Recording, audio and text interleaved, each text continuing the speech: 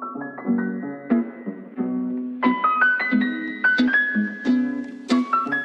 suis Ida Génari Elichuri, je suis psychologue et docteur en psychologie du travail et des organisations.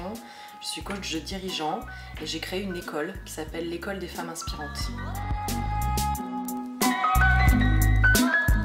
Cette école, l'École des femmes inspirantes, existe depuis 2020.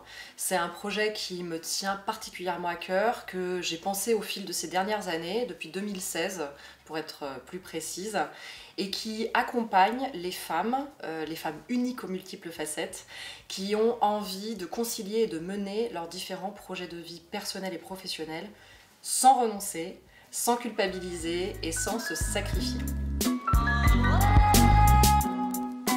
C'est une école digitale d'abord, donc qui permet du coup de réunir des femmes francophones pour le moment de partout, du monde entier et de la France en particulier.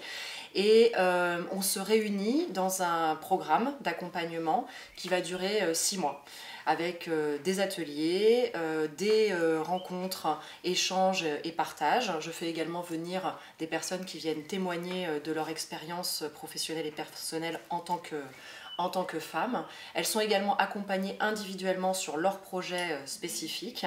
Et puis il y a toute une part d'enseignement dans laquelle je transmets ce que moi-même j'ai appris en tant que psychologue, docteur en psycho du travail. Je fais part de mes recherches pour justement leur donner des clés pour pouvoir mener et réaliser à bien ce qui compte pour elles.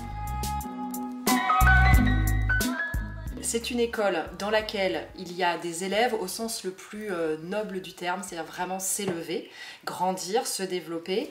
Et je dirais qu'il y a moins des professeurs que des accompagnants et des personnes qui ont à la fois acquis sans doute peut-être une connaissance de par leur parcours de vie et leur parcours de professionnels et qui vont accompagner chacune des personnes au travers différents enseignements.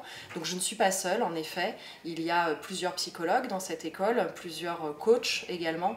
Et ce qui m'intéresse justement, c'est d'avoir une vision intégrative. La vie est complexe, chacun de nous sommes des combinaisons, des combinatoires de toutes nos facettes. Donc on est chacun unique dans nos modes de fonctionnement. Donc en effet, plusieurs approches, plusieurs professeurs et coachs et psychologues et puis plusieurs individualités qui se rencontrent au sein de l'école.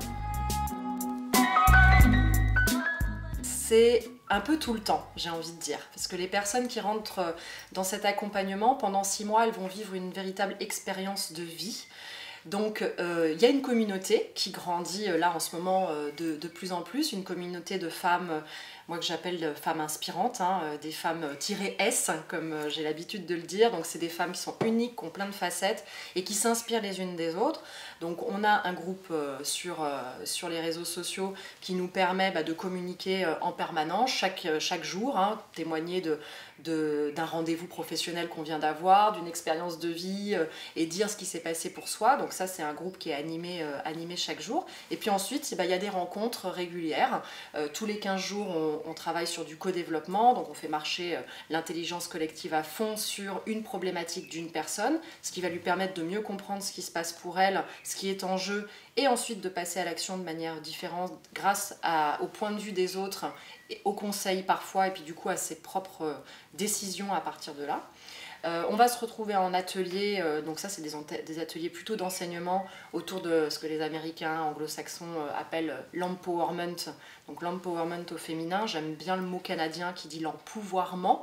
On n'a pas de véritable mot en français, mais c'est pour dire comment est-ce que je connais mes ressources internes et que je suis capable de les mobiliser pour faire face aux situations de la vie que je rencontre, agréables et parfois moins agréables. Donc ça, c'est l'acquisition d'une posture que je vais appeler la posture rock. On développe de la responsabilité individuelle, responsabilité au sens premier du terme, je suis habile à répondre, responsabilité. On développe son ouverture, c'est-à-dire comment je me connais mieux, comment j'ouvre mon éventail des possibilités, comment je comprends mieux le monde qui m'entoure.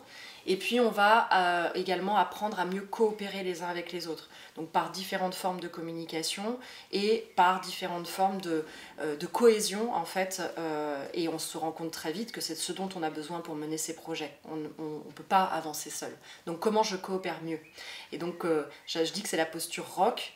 solide, celle qui permet de s'ancrer, mais c'est aussi la posture rock avec un K entre parenthèses, parce que quand on a cette posture-là, on est beaucoup plus à même de virevolter dans la vie, d'avancer dans ses projets et d'accepter le changement.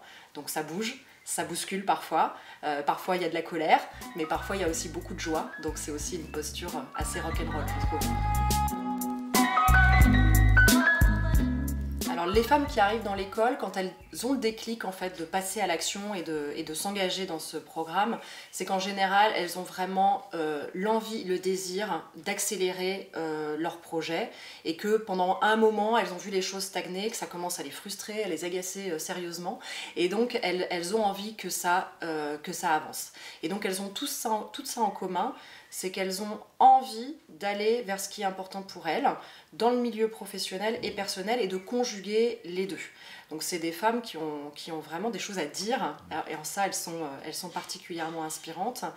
Simplement, au moment où elles rentrent dans le programme, voilà, elles ont besoin de ce petit déclic, de partager aussi leurs idées. Elles se sentent parfois un peu seules avec cette émulation, on va dire, intellectuelle et ses envies, et donc elles ont besoin de partager avec des personnes qui sont comme elles.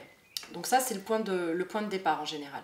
Et puis après, au fil du temps, sur le projet qui leur tient à cœur particulièrement, eh bien, on va structurer, on va mettre en place le plan d'action, on va analyser les possibles et faire des choix. Et donc ça, c'est l'accompagnement individuel et les échanges avec le groupe qui vont leur permettre de poser les jalons et d'avancer concrètement.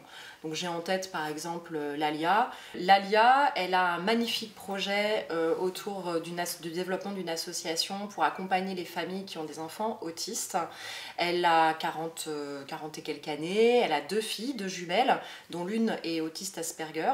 Donc c'est des sujets sur lesquels elle s'est intéressée, elle a développé beaucoup de connaissances sur le sujet, à la fois les rouages des institutions, du système, mais aussi l'aspect plus médical, scolaire pour ces enfants-là. Et donc elle a vraiment envie de dire quelque chose sur ce thème. Et ce qu'elle veut, c'est que son association aujourd'hui rayonne encore plus en France. Et donc voilà, on est en train de travailler à ça ensemble. Lalia, elle est formidable, elle s'occupe de ses filles, elle bosse sur son projet, elle a aussi des choses personnelles sur lesquelles elle est en train de passer des étapes. Voilà, donc typiquement ce qu'on peut faire. L'école, elle aide Lalia à structurer son projet, les différentes étapes de développement qui sont nécessaires au rayonnement de son association. Et puis, elle soutient aussi Lalia dans cette démarche parce que y a des moments où c'est pas si simple d'avancer quand on est une maman, une professionnelle et puis quelqu'un qui a beaucoup d'envie de développement comme cela. Donc voilà, quand il y a des questions qu'elle se pose, parfois des blocages, parfois de la fatigue, l'école elle est là derrière elle pour la soutenir et lui permettre d'avancer concrètement en se sentant bien dans la réalisation de son projet. L'école des femmes inspirantes, elle s'adresse à des femmes qui courent partout, ont le sentiment d'être un peu dépassées par les événements, pensent qu'elles n'ont pas de temps et d'énergie actuellement, pensent qu'elles sont en train de renoncer à toute une partie de leur vie et se sentent dans un état d'insatisfaction, de frustration et qui n'ont pas envie de rester là. Qui sentent que par ailleurs, il y a des possibilités, il y a sans doute un truc qu'elles n'ont pas mis en place, où elles ont essayé plein de choses et ça ne fonctionne pas très très bien. Et donc elles se disent, voilà, il est temps que je travaille sur moi, que j'aille regarder un peu plus en profondeur ce qui bloque et ce qui m'empêche de faire les choses comme je le souhaite. Et elles ont cet élan au fond d'elles. Elles ont vraiment envie de ne pas passer à côté de leur projet de vie.